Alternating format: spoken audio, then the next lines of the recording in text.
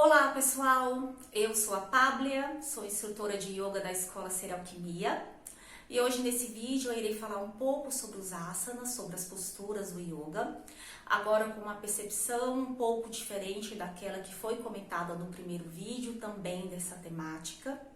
Mas antes de continuar com esse vídeo, logo aqui embaixo tem um link para inscrição do nosso canal e também tem o contato das nossas redes sociais. Bem, a palavra asana, como mencionado lá no primeiro vídeo, ela significa assento, né? O sentar-se. E quando eu me refiro à origem, né, dessas posturas, isso remonta a milhares de anos atrás, com o objetivo central, né, os grandes mestres, os grandes sábios, os grandes yogis, quando eles praticavam asana, era com o objetivo de qualificar a mente, de atingir estados mentais de consciência mais elevados e se conectar com algo maior.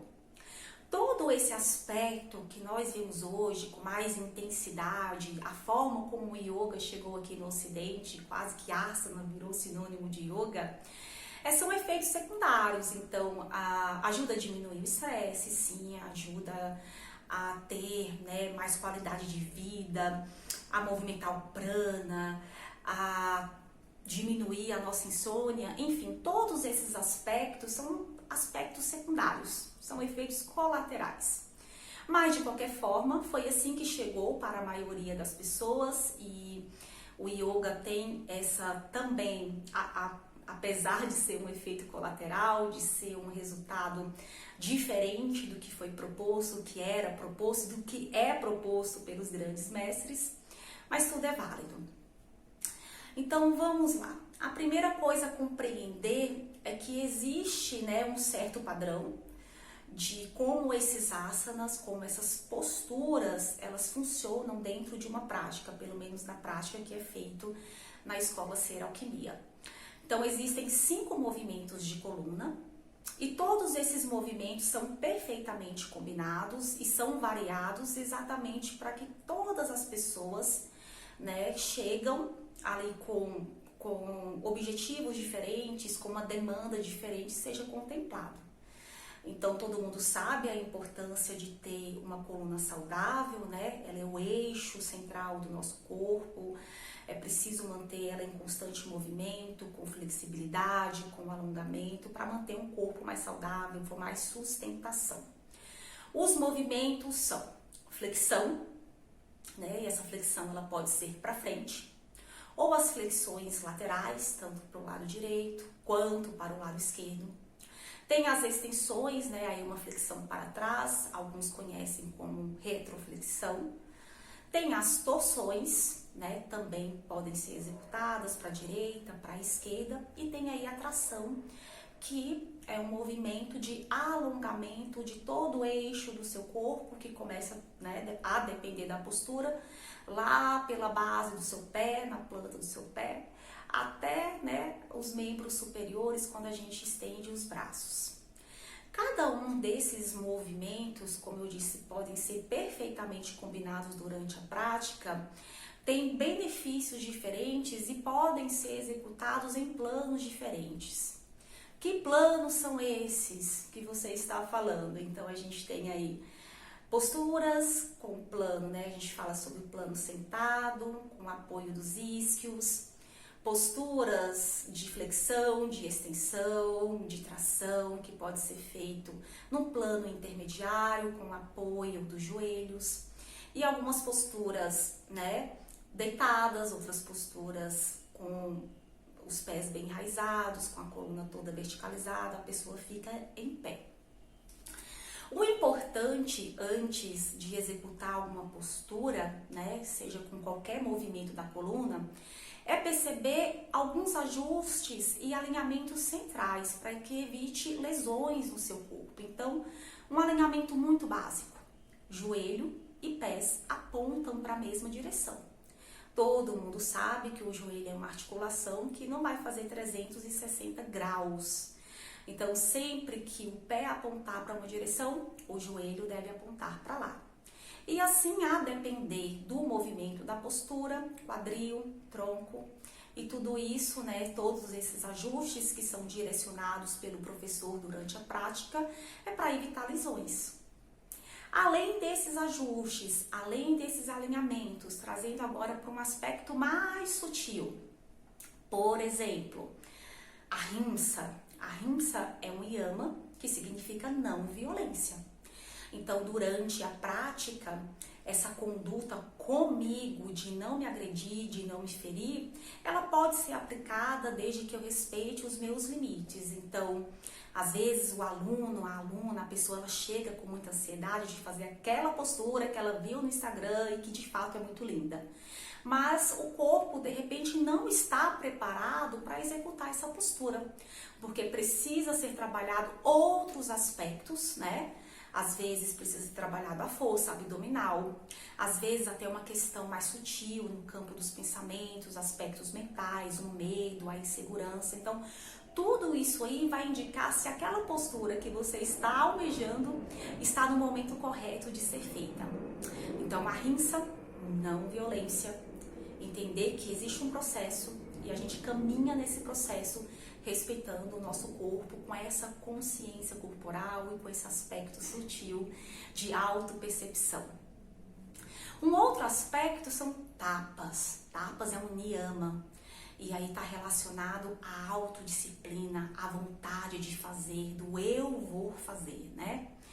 Geralmente a gente talvez, assim, eu vou fazer a prática amanhã cedo. Aí amanhece aquele dia com aquela friaca, ou dormiu mal, ou tá com o corpo indisposto, e aí quer ficar um pouco mais na cama, né? Aquele dia de folga, é um feriado.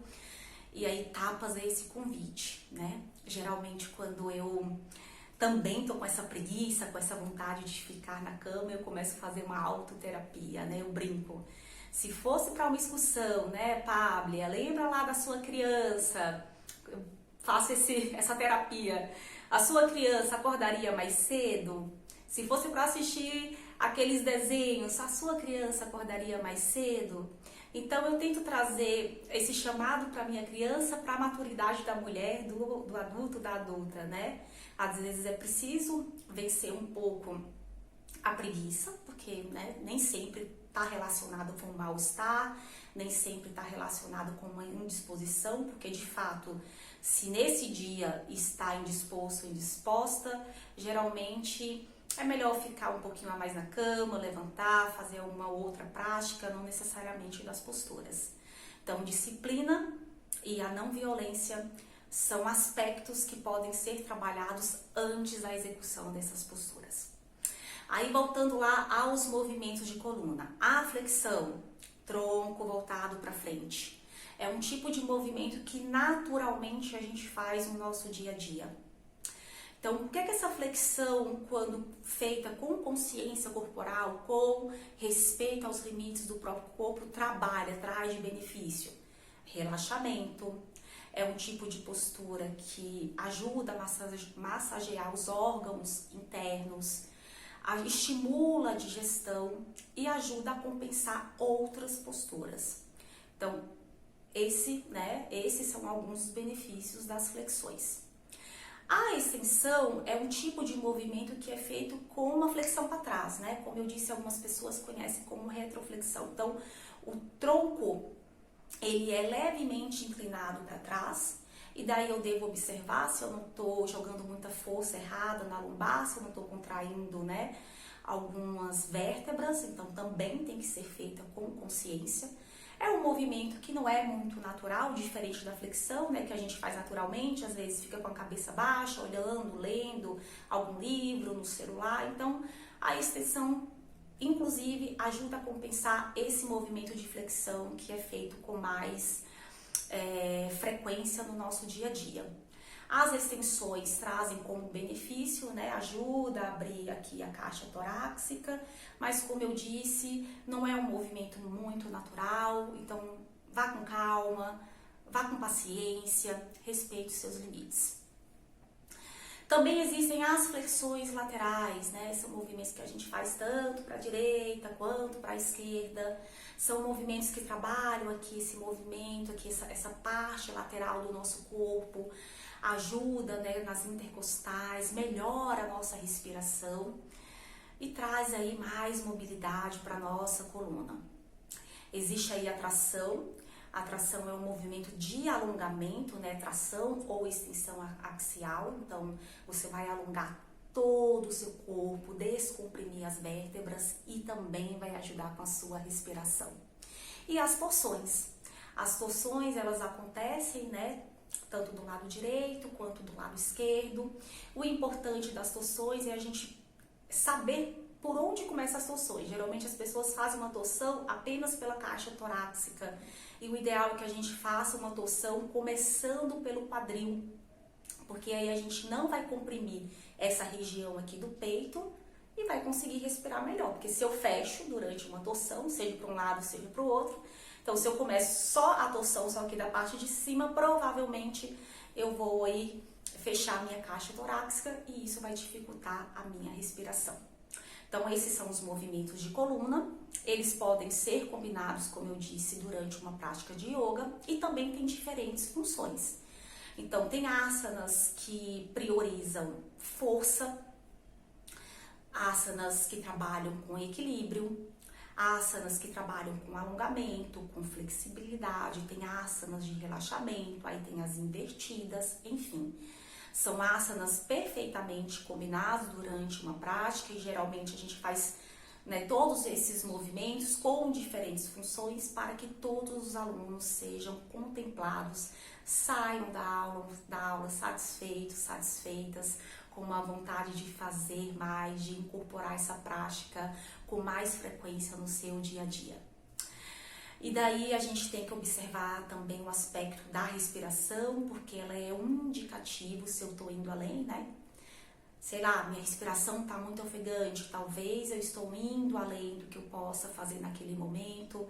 Às vezes eu estou muito letárgico, muito básico, então o professor ali durante a aula vai dar um pranayama que mobilize mais a respiração, às vezes até a própria postura vai exigir que você esteja mais consciente, mais centrado e tenha uma respiração natural, uma respiração eficiente, que não fique apenas aqui, né, fechadinho, uma respiração que abranja aí toda essa região respiratória e isso com certeza vai ajudar você a dormir melhor, vai ajudar a ter menos ansiedade, a tirar as tensões da coluna, essa parte que geralmente a gente fica assim tensionado. Então, fazer essas posturas no nosso dia a dia vai trazer sim, né, uma qualidade, um bem-estar na nossa vida e com certeza isso vai repercutir na forma como nós nos relacionamos com as pessoas, com os nossos familiares, a forma como a gente se relaciona conosco mesmo, tá bom? Então eu vou ficar por aqui, logo mais eu farei um outro vídeo. Se você gostou desse vídeo, não esqueça de deixar o seu like, se sentir de compartilhar com alguém que tenha interesse pelo tema, que quer começar a praticar, mas ainda não sabe por onde, pode compartilhar. E vou deixar aqui, né, yoga não vai substituir a sua terapia, não vai substituir a sua fisioterapia, então pode ser perfeitamente combinado, né, alguns médicos, psicólogos, ortopedistas indicam, né, hoje o yoga exatamente porque é comprovado cientificamente que é uma prática que vai melhorar a qualidade de vida das pessoas, então vá com calma, se tiver alguma questão, uma dor mais aguda, questões emocionais que estejam nesse momento pegando, né? Busque uma orientação do seu médico, do seu psicólogo, da sua psicóloga e se interessar em começar pela prática, como eu disse aqui embaixo, tem o contato das nossas redes. É só mandar um olá lá que a gente responde e tira todas as dúvidas e espero aí, né, contar com a presença de todos e todas. Até o próximo. Gratidão. Hariom. Om Namah Shivaya.